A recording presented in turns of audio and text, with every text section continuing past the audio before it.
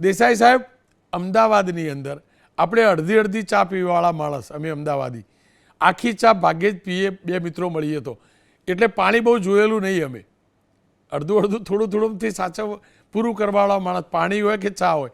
પણ આટલો બધો વરસાદ ક્યારેક કલ્પ્યો ન હોય એ પ્રકારે વરસાદ, કારણ શું?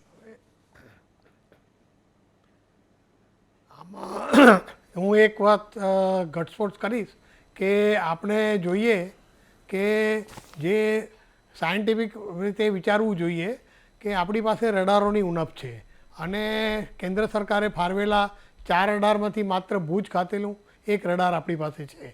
અને એ રડારોના અભાવને કારણે માઇક્રોમીટરોલોજી કે ડોપલર રડારના અભાવે આગાહીઓ કદાચ અંશતઃ ખોટી પડી જ ગઈ છે.